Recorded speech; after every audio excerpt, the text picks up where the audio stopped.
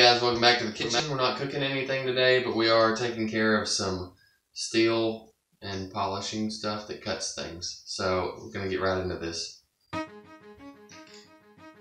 Alright guys, so we're going to sharpen some knives, and before we do that, I'm just going to kind of try and explain the best of my ability what sharpness is. And so I'm going to use this piece of cardboard as an example, and for chopping or stabbing things, basically you've got your force over area, like pressure kind of deal. And so the wider this angle is here, the more force it's required to penetrate whatever you're trying to chop or cut. So I'm just going to show you on these two blocks here. We're just going to pretend that these are like molecules that we're trying to separate as we cut. And if it's super wide, it's not going to go through that without an awful lot of force. But if you get it nice and narrow, you can kind of just push that right between it. I hope that was a good visualization of what's going on. And that's going to be the first thing that we address when we're sharpening. The second thing is on the edge of a knife. As you pull it back against stuff as you're slicing, you want this to be super smooth, because it's going to create like the only thing I can think to like equate to this would be like if you had a boat that was driving through the water, you would want the bottom of it super smooth. Like if there was stuff poking off the sides, it would create extra drag, and that's why when you're slicing you want it super smooth so you don't have any extra drag as you're coming back on that. So let's get into a couple techniques and talk some more. Okay, now that like the sciencey kind of thing is out of the way, we're just gonna get right into this. And going back, I guess not exactly now that the science thing's out of the way, but going back to the angle on how fat or acute that is, what you want to do, there comes a point where you're getting diminishing returns because it gets so thin that it just dulls immediately as you cut, because there's so little metal there. So yeah, it does make it easier to get it a smaller angle, but in the kitchen there comes a point that it just doesn't make any sense to get it any sharper than that. But what is like super easy to do, if you've got a palm sander and you have like no blade at all on here, you can get your angle pretty easy just by holding it there and turning it on and letting it go, and this will do most of the moving for you. If your blade's a little bit longer than that, you'll have to pull it back obviously, and then just do both sides of that. This is 220, and that's a good thing to start off with if your knife is really dull. If you don't let it get just absolutely terrible, you can just put like some 400 or maybe even 600 grit sandpaper on here, and that'll polish it really smooth. If you don't have a palm sander, I'm going to show you something else you can do. And I actually do this anyway just because I can do it inside and it doesn't make any noise. But this is called lapping compound.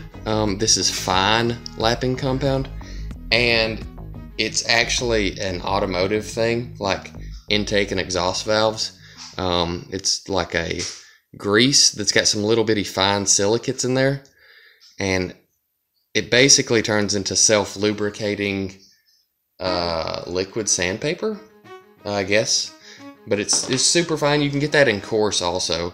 So if you had a blade that was in bad shape, you could start it out on coarse and go with that. And this is just a piece of cardboard I've got right here, and I'm just going to make some really small, I'm going to pull that out, and then just make some really tight circles. And I'm just making sure that I keep a pretty flat angle on the back, because I want this knife pretty sharp.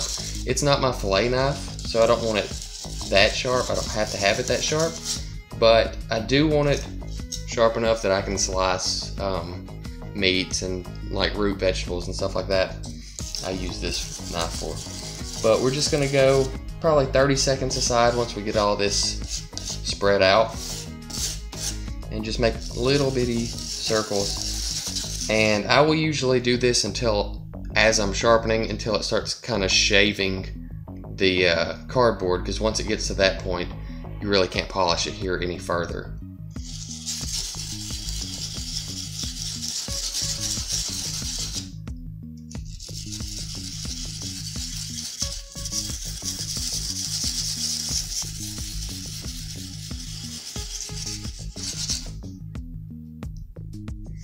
Okay, after, like I said, about 30 seconds or so on each side, I like to clean the edges off, and then this will kind of go into that smoothness on each side. You can carefully, don't like do that, but like carefully see if either edge is kind of pushed this way or that way from polishing it. And then you can also run it backwards against your hand like this right here, and if the edge of the blade is curved one way or another, you'll feel it just slightly grab. That actually feels pretty good right there. So I'm just going to polish this just a little bit more, and then I've got another step. Okay, I don't know how well you can see, let's see, but like right here, it's just kind of starting to cut at some of this cardboard, so that's about as sharp as that's going to go, just because it's actually cutting into what I'm polishing it with. But this is pretty sharp. This is probably as sharp as you would need a steak knife or anything, you know, like that. But for preparing food, I can take it just a little bit further. There's a few like dings. I don't know, you can see a little bit as the light catches that. Right there, there's a little ding. I don't know, somebody must have tried to chop a bone or something with that, and no telling.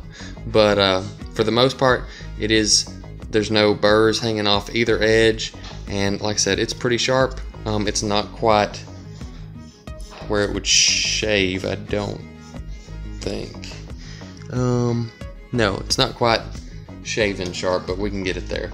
So this is just an old leather belt that I have, and I'm just going to take a little like mechanics oil and put a couple of drops on that. And then on this, what you're going to want to do, again, just pull backwards as the blade like faces the opposite way you're taking the knife, and just polish it this way. And again, you know, I do maybe 10 strokes each direction, and then just check and see if you're making a burr on the opposite side, and just adjust accordingly. And do this for a couple of minutes, and it should be really sharp here in no time at all.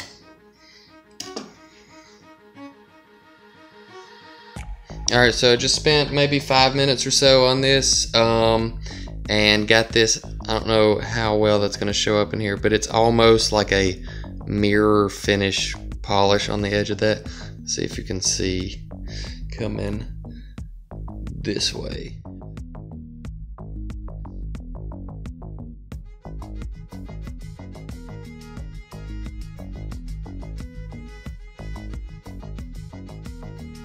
Polished pretty well, and I checked, and there's no burrs on either side. And I don't know if you gonna be able to see this, but you should be able to hear like it's cutting hair off of there. Man, oh hey, there it focused. Let's see if I can just, yeah, maybe, I don't know. There's my finger. We'll try that again, but it did. And since this is a longer blade, you can kind of check different spots in it. Let's see. Yeah. Oh, hey, I saw it just for a second. Right there. So it's pretty sharp. It's really as sharp as it needs to be. You could get it a little bit sharper probably, where it's not, it kind of yanks the hair out as it's cutting. But you could get it sharper than that. But this is as sharp as I need it. And really, as far as not having any super high dollar sharpening stones or anything, I think this was like $6 or $7 for this plus the course, and that would probably last you a lifetime, unless you plan on living to be like 250 maybe and you use knives a lot. And then this is pretty cheap, and as a good YouTuber I should probably link these in the description, and I may do that and I may not. We'll see what happens. And then, you know, this is just an old belt that the holes wore out on, so I saved it because it was leather. Another thing, to keep your knives sharp, don't run them in the dishwasher. One thing is because they like rattle around in there, so it actually dings up the blade on them. And another thing, you need to dry them pretty quickly because you'll get corrosion on your blades just like a razor blade that you shave with. Like, that's why it dulls out. It's not because it's being overworked, it's because it's corroding on the edge and it's not smooth anymore. But yeah, that's all there is to it, really. Just get your angle right. That takes a little bit of practice, but you know, like I said, I don't even know what mathematically that is. Probably somewhere around 20 degrees on either side, I guess. And then just getting the burrs to be none on either side, just getting it as smooth as you possibly can, and then just polishing it till it shines, basically. Yeah, that's all there is to the knife sharpening deal. Hope y'all enjoyed.